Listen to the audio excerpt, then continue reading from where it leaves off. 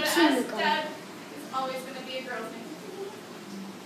Now, as an African penguin, my first question to you guys is, where are you going to find an African penguin out in the wild? Yes. At the beach. At the beach, you're right. At the rocky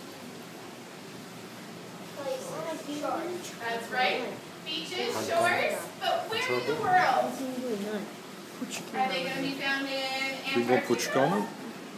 Africa? In Africa, exactly. Now, as an African penguin, that means that they are considered to be a warm-weathered penguin.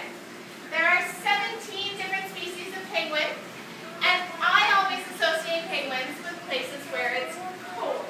I've seen Happy Feet, I've seen March of the Penguins, but out of the 17 species of penguins, there are actually more warm-weathered penguins than there are cold-weathered penguins. So Tweedlick's typical temperatures are anywhere from about 0 to 30 Celsius. She doesn't live with snow or ice or any of those really cold temperatures that you would even come across in Edmonton in the winter. Tweedlick here lives on the shores of Africa, where there is mud and dirt and grass and lots and lots of rocks. So that is where Tweedlick is going to make her home.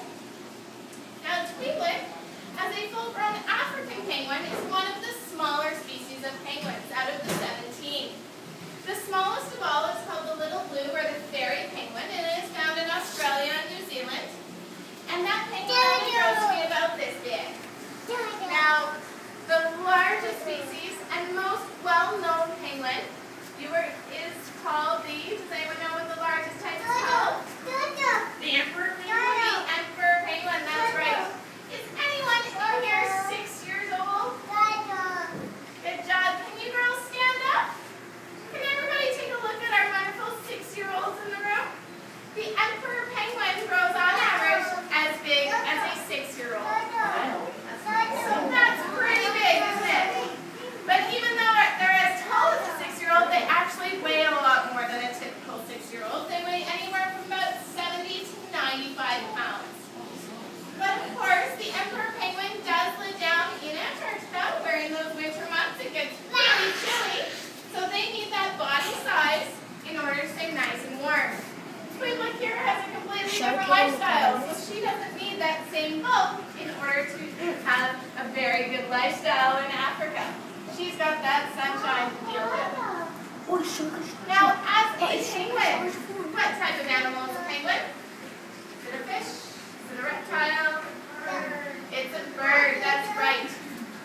Now, penguins are birds, and they have some wonderful adaptations that help us to tell that they are birds and that they are very special as a penguin. Now, the first one are, of course, wings. But penguins don't fly. The reason they don't fly is because these wings are just too small.